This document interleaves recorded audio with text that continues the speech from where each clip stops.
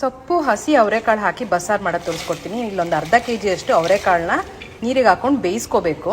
ಇಲ್ಲಿ ನಾನು 3 ತರ ಸೊಪ್ಪು ತೊಗೊಂಡಿದ್ದೀನಿ. ಸಬ್ಸಿಗೆ ಸೊಪ್ಪು 1 ಕಟ್ಟು ನೋಡಿ, ನೀರಲ್ಲಿ ನೆನೆಸ್ಕೋಬೇಕು. ಇದು ದಂಟಿನ ಸೊಪ್ಪು ಮತ್ತೆ ಚಿಲ್ಕೊರೆ ಸೊಪ್ಪು ಇದೆ.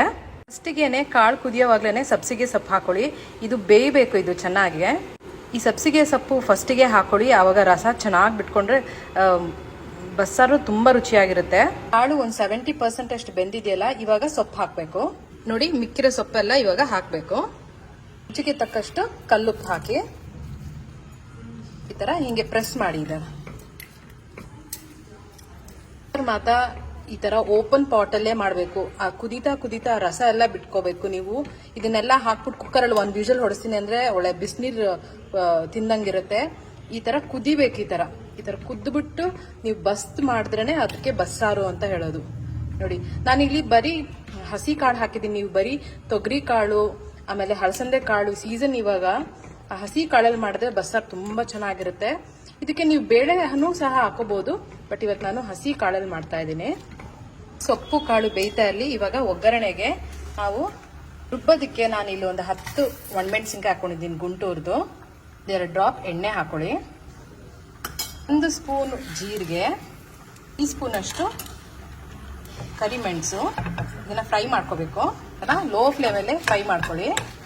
ಸಣ್ಣ ಸೈಜ್ ಈರುಳ್ಳಿ ಹಾಕೊಳ್ತಾ ಇದ್ದೀನಿ. ಇದನ್ನು ಅಷ್ಟೇ ಹುರ್ಕೋಬೇಕು. ಹುರ್ಕೊಂಡ್ರೆ ರುಚಿ ಚೆನ್ನಾಗಿ ಕೊಡುತ್ತೆ. ಇದಕ್ಕೆ ಬೇಕಾದ್ರೆ ನೀವು ಟೊಮ್ಯಾಟೋನು ಹಾಕೋಬಹುದು. ನಾನು ಟೊಮ್ಯಾಟೊ ಹಾಕೊಂತಿಲ್ಲ, ನಾನು ಹುಣಸೆ ಹಣ್ಣು ಹಾಕೊಂತೀನಿ. ಇದನ್ನು ಅಷ್ಟೇ ಫ್ರೈ ಮಾಡಿ ತೆಗೆದಿಟ್ಕೊಂಬಿಡಿ. ಇದಕ್ಕೆ ಒಂದು ಅರ್ಧ ಕಪ್ ಆಗೋಷ್ಟು ಹಸಿ ತೆಂಗಿನಕಾಯಿ, ಆಮೇಲೆ ಇದು ಹುರಿದಿಟ್ಕೊಂಡಿರೋದೆಲ್ಲ ಹಾಕೊಳ್ಳಿ. ಖಾರ ನೋಡಿ ಹಾಕೋಬೇಕು ನೀವು ಒಣಮೆಣಸಿನ್ಕಾಯಿ. ನಾನಿಲ್ಲಿ ಹುಣಸೆ ಹುಳಿ ಒಂದು ಅರ್ಧ ಹೋಳು ಹುಳಿ ನೋಡ್ಕೊಂಡು ಹಾಕೋಬೇಕು. ನಾನು ಒಂದು ಸಣ್ಣ ನಿಂಬೆಹಣ್ಣು ಗಾತ್ರದಷ್ಟು ಹುಣಸೆ ಹುಳಿ ಹಾಕೊತಾ ಇದ್ದೀನಿ. ಸ್ವಲ್ಪ ಕಾಳು ಹಾಕೋಬೇಕು, ಬೇಯಿಸ್ಕೊಂಡಿರೋಂಥ ಕಾಳು. ನೋಡಿ, ಕಾಳೆಲ್ಲ ಚೆನ್ನಾಗಿ ಬೆಂದಿದೆ. ಈ ಥರ ತಗೊಂಡು ಸ್ವಲ್ಪ ಸೊಪ್ಪು ಸ್ವಲ್ಪ ಕಾಳು ಹಾಕೊಳ್ಳಿ. ರುಬ್ಬೋದಕ್ಕೆ ಗಟ್ಟಿ ಕೊಡುತ್ತೆ, ಆಮೇಲೆ ಸಾರು ರುಚಿನೂ ಕೊಡುತ್ತೆ. ಸೊಪ್ಪು ಕಾಳು ಬೆಂದಿದೆ ಅಂದರೆ ಈ ಥರ ಒಂದು ದಂಟು ತಗೋಬೇಕು. ಹೀಗೆ ತಗೊಂಡು ನೋಡಿ ಪ್ರೆಸ್ ಮಾಡಿದ್ರೆ, ನೋಡಿ ಈ ಥರ ಪ್ರೆಸ್ ಮಾಡಿದ್ರೆ ಬೆಂದಿದೆ. ಇವನ್ ಕಾಳು ಸಹ ಬೆಂದಿರುತ್ತೆ ನೋಡಿ.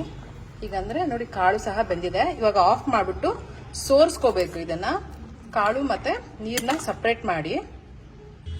ನೋಡಿ, ಈ ತರ ತೂತ್ ಬಸಿಯೋದಿರುತ್ತಲ್ಲ, ಈ ತರ ಬುಟ್ಟಿ, ಈ ತರ ಒಂದು ಕೆಳಗಡೆ ಬಟ್ಲು ಇಟ್ಕೊಂಡು ಈಗ ಈ ಬೇಯಿಸಿಟ್ಕೊಂಡಿರೋ ನೀರು ಸಹ ತಗೊಂಡು ಈ ತರ ಬಸ್ಕೋಬೇಕು. ನೀರು ಮತ್ತೆ ಸೊಪ್ಪು ಈ ತರ ಸಪ್ರೇಟ್ ಆಗಬೇಕು. ಇವಾಗ ನಾನಿಲ್ಲಿ ಬೆಳ್ಳುಳ್ಳಿ ಹಾಕೊಂತ ಇದ್ದೀನಿ. ನೀವು ಫ್ರೈ ಮಾಡೋವಾಗ್ಲೂ ಸಹ ಬೆಳ್ಳುಳ್ಳಿ ಹಾಕೋಬಹುದು.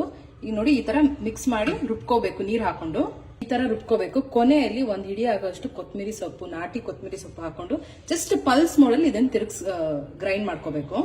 ಸ್ವಲ್ಪ ಸಾಸಿವೆ ಸಿಡಿತಿದ್ದಂಗೆನೆ ಒಂದ್ 2-3 ಬೆಳ್ಳುಳ್ಳಿ, ಒಂದು ಅರ್ಧ ಈರುಳ್ಳಿ,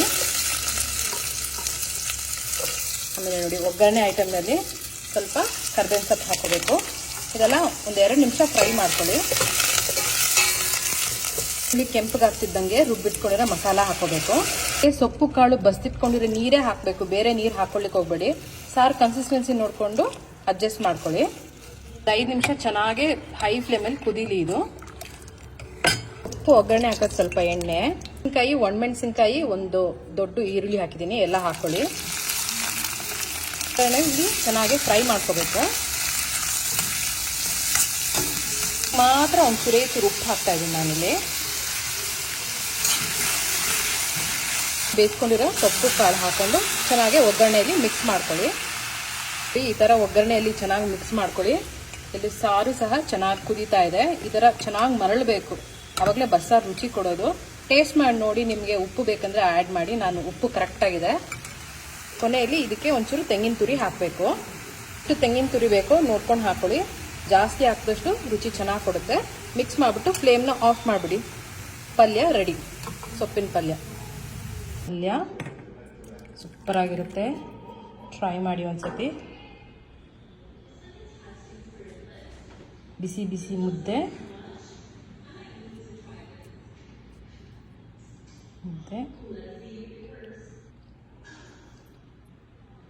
ಸೊಪ್ಪು ಕಾಳು ಪಲ್ಯ ಟ್ರೈ ಮಾಡಿ. ಸಿಂಪಲ್ ರೆಸಿಪಿನ.